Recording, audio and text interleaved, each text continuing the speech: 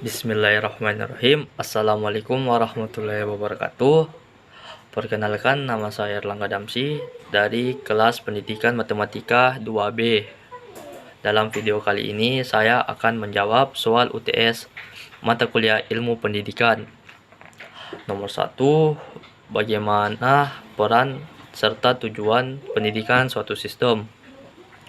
Menurut saya, pendidikan suatu sistem adalah pendidikan sendiri yang terdiri dari komponen-komponen unsur-unsur pendidikan yang kegiatannya itu saling terkait dan juga yang kegiatannya saling terkait secara fungsional sehingga dapat dijadikan satu kesatuan yang terpadu dan diharapkan dapat mencapai tujuan, di mana tujuannya adalah sebagai sarana yang dioptimalkan untuk membudayakan nilai-nilai budaya kepada masyarakat.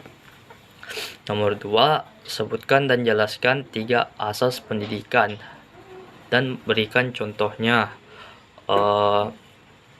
Yang pertama itu asas Tutwuri Handayani, yang merupakan asas ini bersumber dari asas Taman Siswa yang bermakna setiap seseorang berhak atas dirinya sendiri yang berpedoman pada tata tertib kehidupan yang umum.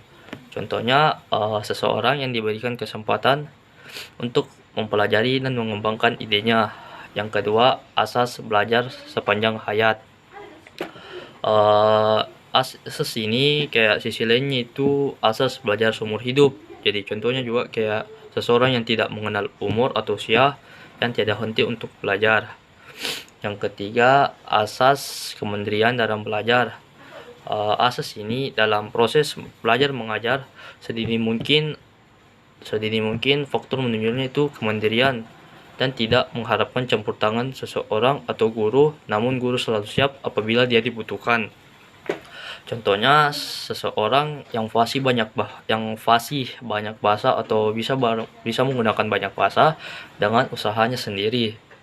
Soal nomor 3, sebutkan dan jelaskan landasan pendidikan beserta contohnya. Yang pertama ada landasan sosiologis.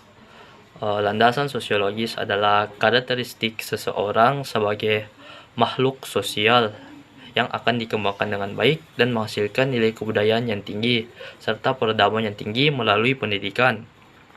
Contohnya, kita mengerjakan suatu kelompok dan kita memperhatikan lingkungan kita sekitar.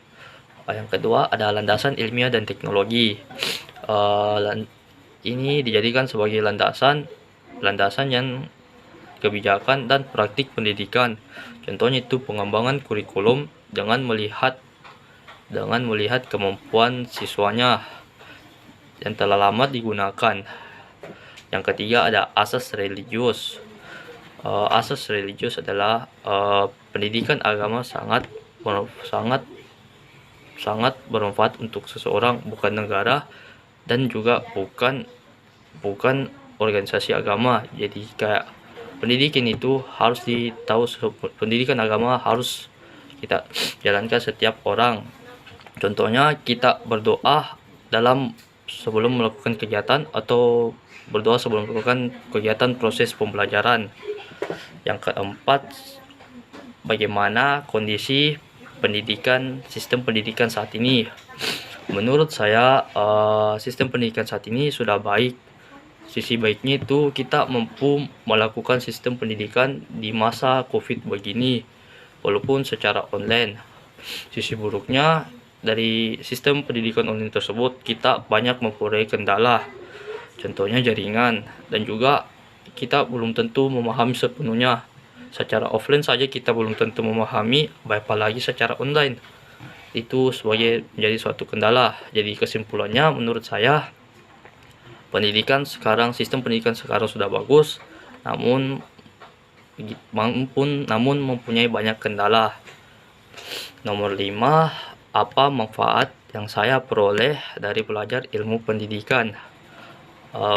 Manfaat yang saya peroleh, saya dengan luas mengetahui tentang arti ilmu pendidikan itu sendiri, baik secara asas, unsur, landasan, komponen, dan unsur tentang pendidikan. dan mampu juga membentuk suatu karakter atau kepribadian seseorang, dan kita bisa mencegah adanya generasi bodoh. Sekian dari saya. Wabillahi taufiq wal hidayah. Wassalamualaikum warahmatullahi wabarakatuh.